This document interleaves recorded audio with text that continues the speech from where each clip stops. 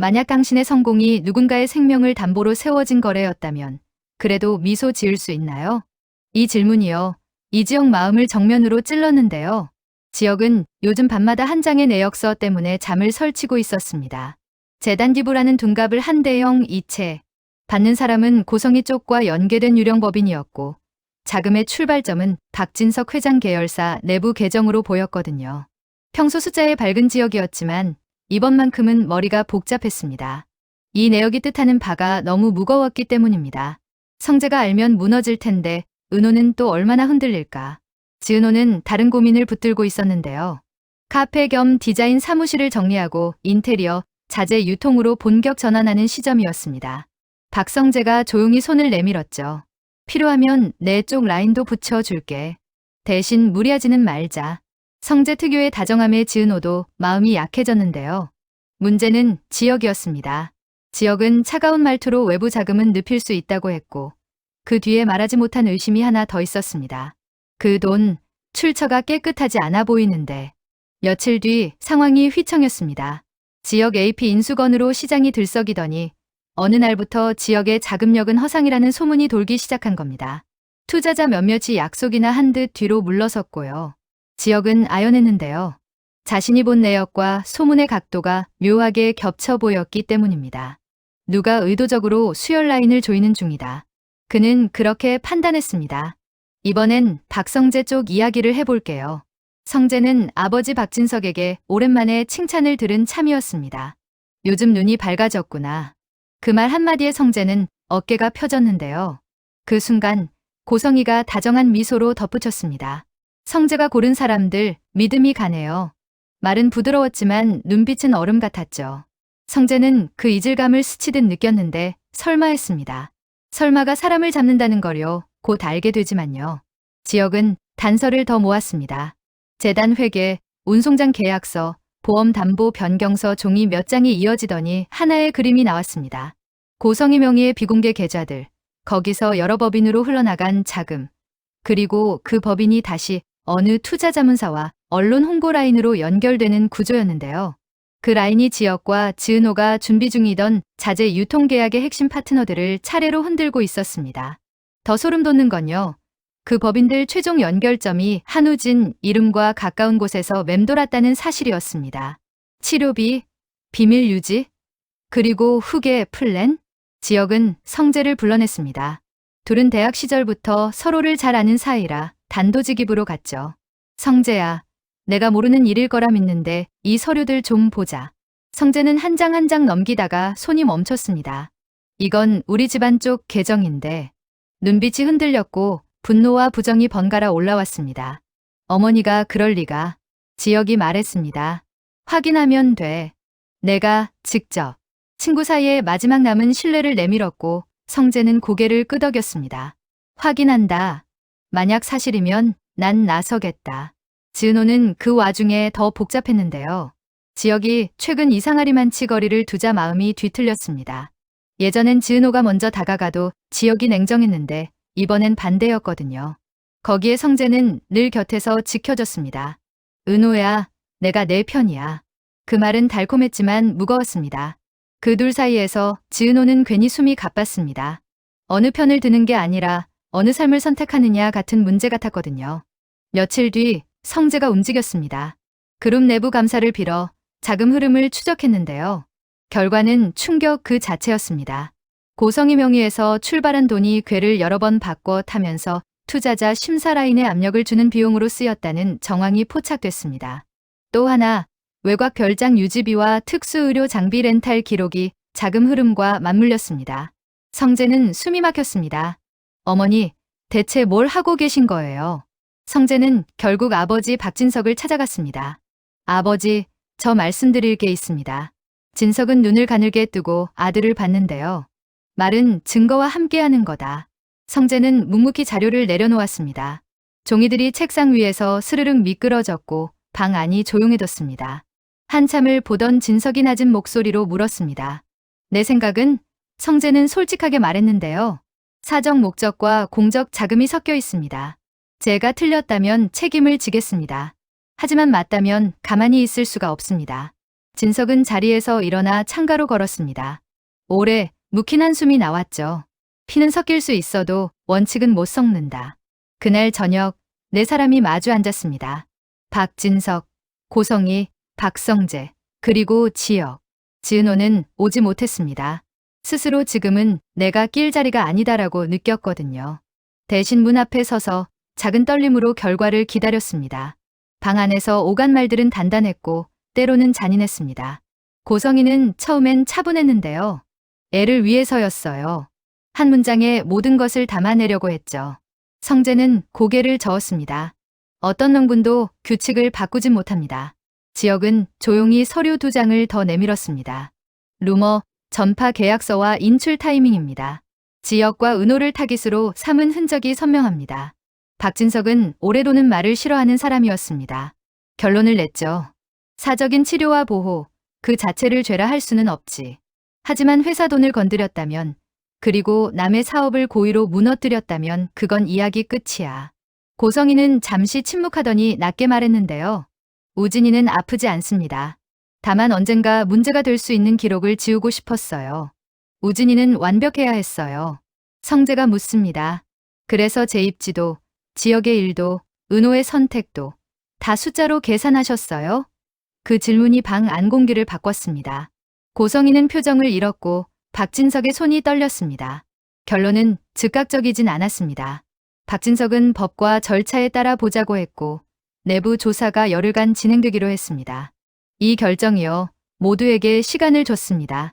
누군가에겐 반격의 준비 시간이었고 누군가에겐 마지막 변명의 창이었죠.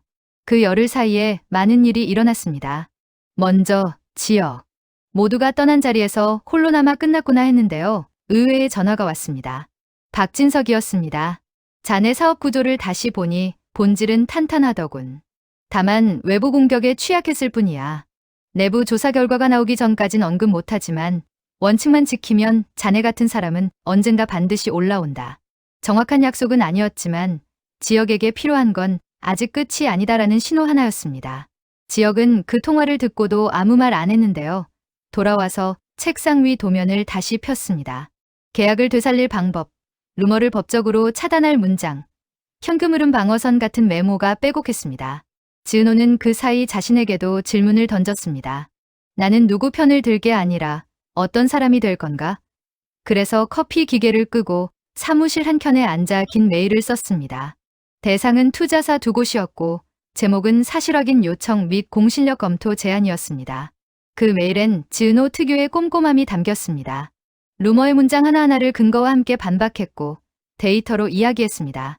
멋있다보다 정확하다를 선택한 메일이었죠. 회신은 예상보다 빨랐습니다.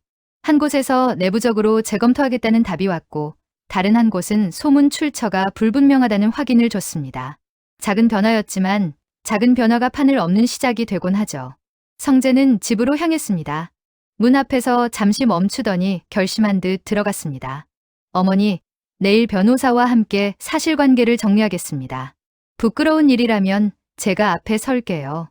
하지만 덮지는 않겠습니다. 고성희는 아들을 똑바로 보지 못했는데요. 그럼에도 마지막으로 한마디를 남겼습니다. 성재야, 엄마는 너를 지키고 싶었어. 그리고 우진이는 너보다 약했어. 성재는 대답하지 않았습니다. 누가 약했고 누가 강했는지가 지금은 중요하지 않다고 느꼈거든요. 중요한 건 약한 이를 위해 다른 이를 무너뜨린 방식을 정당화할 수 있느냐는 질문이었습니다. 열흘의 끝, 중간 조사 결과가 나왔습니다. 회사 자금 일부가 목적 외 사용으로 이동한 정황이 인정됐고 외부 네트워크를 통한 여론 조성 비용 지출 흔적도 확인됐습니다. 다만 우진 관련 치료비와 보호비용은 법률 자문에 따라 일정 부분 사적 지출로 분리될 수 있다는 여지가 생겼습니다. 회의실에 모인 사람들의 표정이 복잡했습니다. 죄와 사정을 어떻게 나눌지 각자의 잣대가 달랐거든요. 이때 지역이 말문을 열었습니다. 저는 회계인입니다. 감정 앞서기 쉽죠. 그래도 원칙부터 말하겠습니다. 사적 목적이 개입된 순간 관련 당사자는 거리를 둬야 합니다. 누가 가족이고 누가 임원인지는 나중 문제고요. 그게 회사고 시장입니다. 박진석이 고개를 끄덕였습니다. 원칙은 내 편이구나. 그날 이후 판이 미묘하게 바뀌었습니다. 루머가 줄어들기 시작했고 몇몇 파트너가 제 옆상 테이블에 돌아왔습니다. 지역은 한 단계 낮춘 조건을 제시하며 신뢰를 회복하는 쪽을 택했습니다. 이익은 천천히 가져가도 됩니다. 대신 계약서의 투명성과 분쟁 시 처리 조항을 더 강하게 넣겠습니다. 이 전략이 통했는데요. 3곳 중 2곳이 재서명을 했습니다.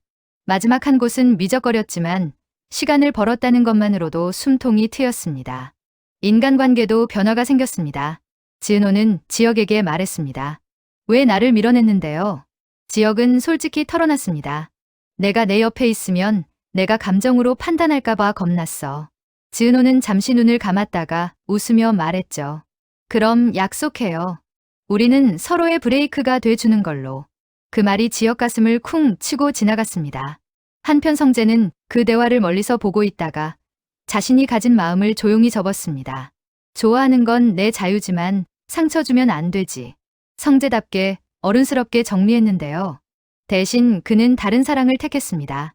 친구와 원칙, 그리고 자기 자신 말이죠. 고성희에 대해서는요, 끝이 아직 아닙니다. 공식 결정이 남아 있었는데요. 중요한 날 고성희가 뜻밖의 사람을 데려왔습니다. 변호사도 아니고 재무팀도 아니었습니다. 오래된 의사 한 분이었습니다. 의사는 조용히 말했습니다. 아이의 상태는 질병이라기보다 유전적 취약성에 가깝습니다. 치료라기보다 관리였고요. 다만 기록을 정리하는 과정에서 과했을 수 있습니다. 방 안이 술렁였죠. 박진석은 단호했습니다. 사정은 알겠소.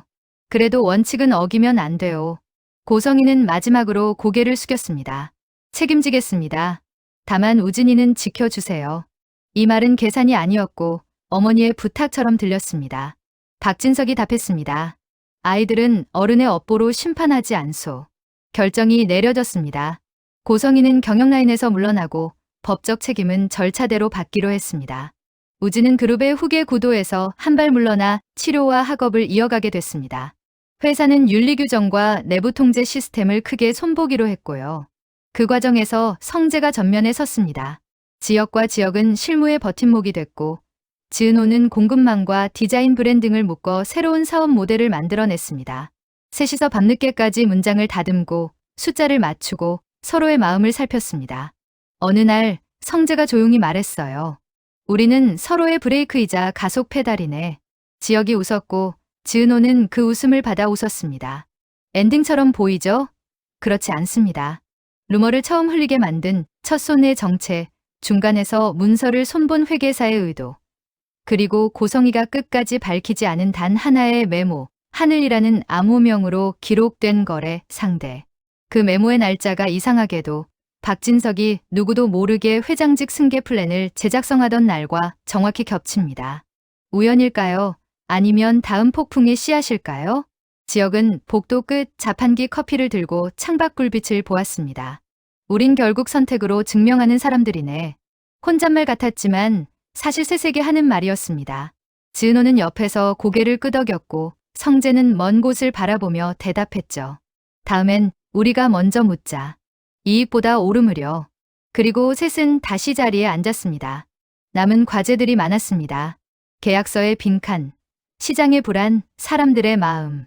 하지만 이제는 도망치지 않기로 했습니다.